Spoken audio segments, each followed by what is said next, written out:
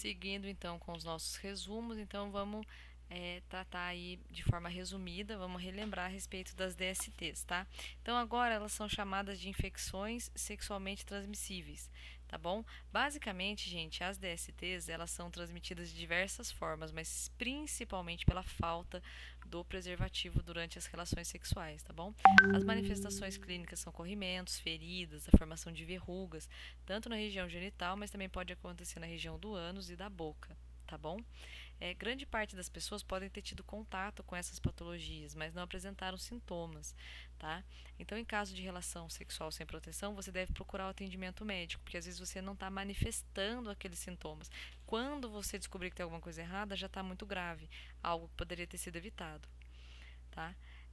Aqui a gente coloca, né, para vocês a questão da transmissão da AIDS, que ela também ocorre pelo compartilhamento de seringas pelas pessoas que utilizam drogas injetáveis, né, a transmissão, né, pelo bebê, né, não, pela mãe, né, pelo bebê, pela mãe até o bebê, tá? Mas isso pode ser evitado com o tratamento adequado, assim como a sífilis, tá? Também que são transmitidos de forma vertical, tá? E pelo aleitamento materno, tá? A herpes genital é causada pelo vírus da herpes simples, provoca lesões na pele, nas mucosas, tá? Nos órgãos genitais femininos e masculinos, tá? Então, deixa eu ver se eu coloquei a foto aqui da herpes. Aqui, ó. A herpes vai formar essas verrugas, tá? Ó.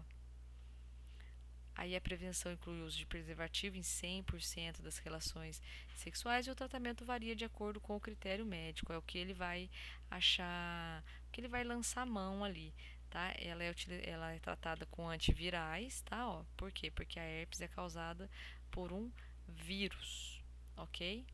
Tá? Ó, causada por um vírus, tá?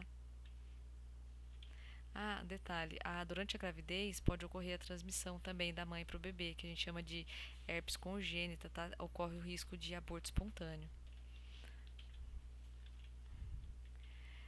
O candiloma, né, que é o papiloma vírus humano, que é o HPV, tem vacina contra o HPV e o HPV não é transmitido pela amamentação, tá? Também é um vírus que vai infectar ali a pele e as mucosas, tá? E é muito importante o seguinte, tá, gente? A gestante, a gente precisa fazer uma avaliação criteriosa no caso da gestante.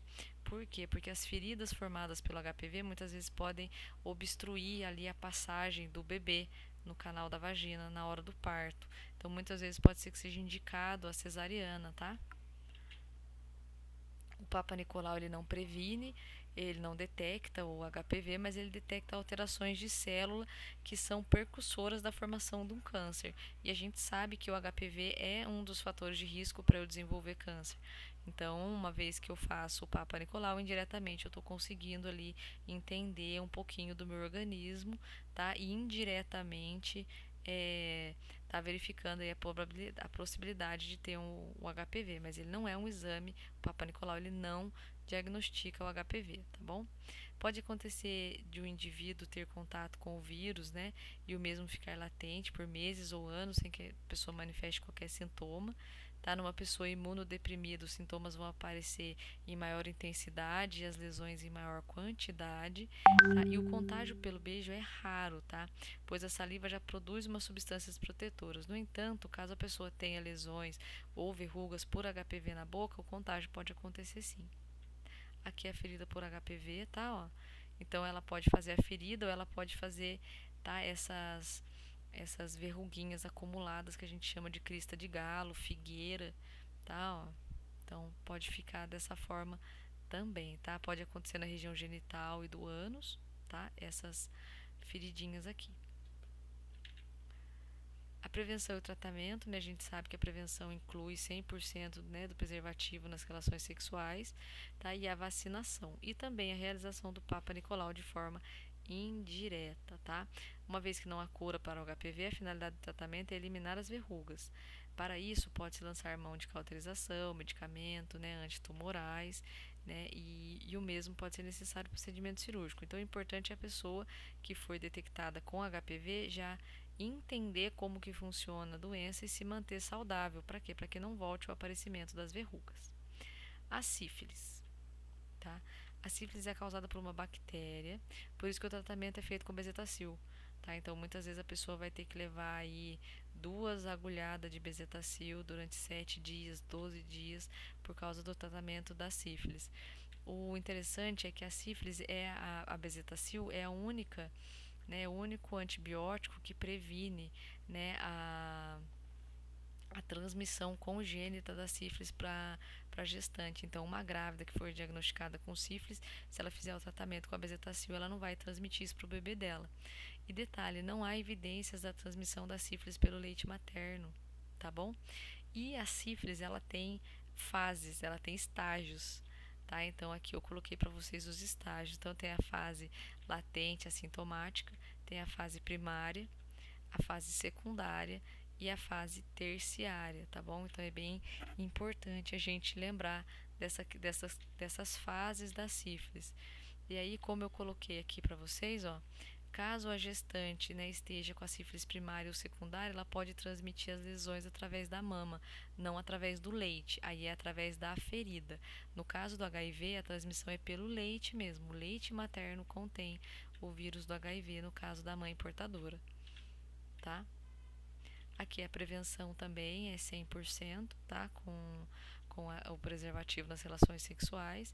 E aqui a questão da bezetacil, tá? Penicilina benzatina. Aqui as feridinhas, lembrando, gente, que a sífilis, ela não tem só a incidência dela na região genital, ela pega o corpo inteiro da pessoa, tá? São umas feridas medonhas. O HIV, tá? Que é né, tá relacionado à transmissão, né, à aquisição aí da AIDS, que eu chamo de síndrome da imunodeficiência adquirida. Por que síndrome da imunodeficiência adquirida? Porque uma síndrome ela tem vários sinais, sintomas e ela é composta por vários elementos. Síndrome da imunodeficiência. Então, é uma deficiência do sistema imunológico. E ela é adquirida porque ela foi adquirida de alguma forma, ou pela sua mãe, ou através da agulha contaminada, ou através da relação sexual, ou, entendeu? Ela foi adquirida, ela não se desenvolveu no seu corpo, assim, tipo, magicamente, tá? Alguém passou isso para você, então você adquiriu de alguma forma, tá? Ocorre o quê? Existe um período que eu chamo de janela imunológica. Por que a gente sempre cita a janela imunológica? Porque é necessário uma segunda verificação do exame após a relação sexual sem preservativo, porque você pode estar dentro do período de janela imunológica, que é um intervalo de tempo entre a infecção e a primeira detecção dos anticorpos. Tá? Então, muitas vezes, quando faz-se o primeiro exame, é necessário que aguardar 30 dias e realizar um próximo exame para ter certeza que não ficou ali nessa janela imunológica, tá? A transmissão, não preciso nem, né, relembrar isso aí, qualquer forma, né, sexual sem o contato, sem a preservação, sem o uso do preservativo, né, o uso de seringa, transfusão de sangue contaminado, mãe e bebê, né, e instrumentos que furam ou cortam não esterilizados. Gente, é muito importante vocês entenderem o seguinte, tá? Essa questão da transfusão de sangue, isso aqui hoje, tá? Já praticamente é nulo, tá? Por quê? Porque o controle de pacientes de pessoas que vão doar sangue é muito grande, é muito efetivo, tá? Então é quase zero, tá? Essa questão de você adquirir AIDS pela transfusão de sangue.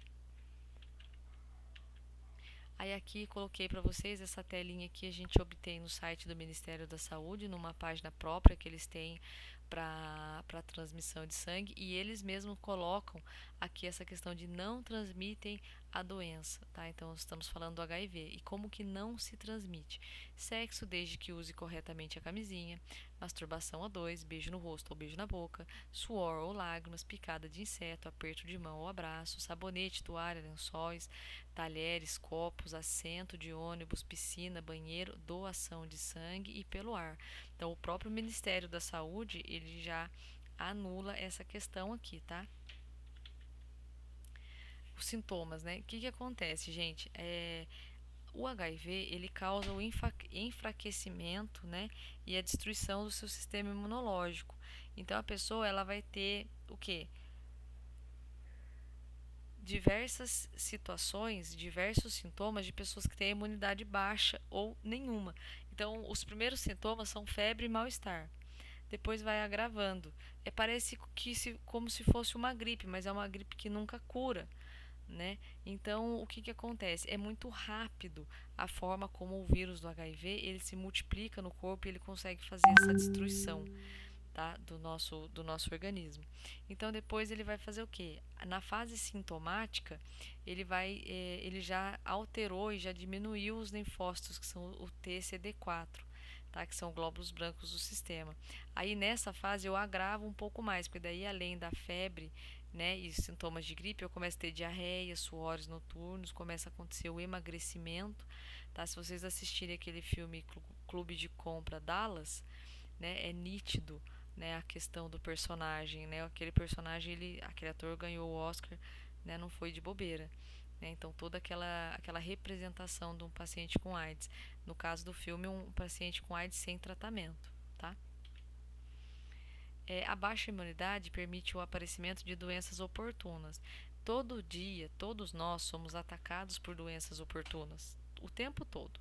Só que o seu sistema imunológico, ele vai combater, tá? Essas doenças oportunas, essas doenças oportunistas. Então, quando, por exemplo, a gente está falando da pandemia, eles colocam que os jovens e tal não são pessoas de risco, né, para ter o agravamento da doença do coronavírus, é porque o sistema imunológico do jovem, tecnicamente, é mais forte do que o do idoso. Então, se você tiver contato, a chance do seu organismo combater e você passar por esse vírus sem nem saber que teve é muito grande. Por quê? Porque o seu organismo vai combater ela e ele combate coisas o dia inteiro, tá? O tempo inteiro da nossa vida ele está combatendo coisas. E aí o que acontece? Nessa fase é quando a pessoa já adquire a AIDS. Então ela é infectada pelo HIV e desenvolve a AIDS, que é essa síndrome, tá bom? E aí é onde a pessoa começa a apresentar o quê? Vários tipos de hepatite, tuberculose, pneumonia, toxoplasmose e câncer. Por quê? Porque nesse momento ela já adquiriu essa síndrome de imunodeficiência, ou seja, o organismo dela já não consegue combater mais nada, tá? O tratamento é muito importante a gente lembrar que o nosso paciente com HIV, a vida dele não acabou, tá? Como eu falei na aula, a gente tem histórico de paciente com HIV que vive melhor que muitas pessoas. Por quê? Porque ele entende que ele tem essa deficiência, ele enxerga que ele precisa se cuidar. Então ele não se expõe a uma série de riscos, a uma série de coisas que danificam a saúde dele. Então ele tem uma alimentação melhor, ele pratica atividade física, ele faz uso correto do medicamento, né? Então tem tudo isso que precisa ser levado em consideração, tá? Hoje no Brasil existem em torno de 22 medicamentos disponíveis para o tratamento do HIV, tá? Aqui é um detalhe importante, que é, né, desse site que eu deixei aqui para vocês, eu tirei o print da tela, aonde o que acontece o seguinte, essa agência aqui, ó, tá? Ela atualizou informações sobre o conceito de indetectável ser igual a intransmissível. Então, o termo para pessoas que estejam com a carga viral indetectável no mínimo há 6 meses de tratamento, eles entendem que ela não transmite mais o HIV. Então, eu deixei essa página aqui para que vocês busquem, também está na referência bibliográfica para ter mais informações sobre essa matéria aqui, ok?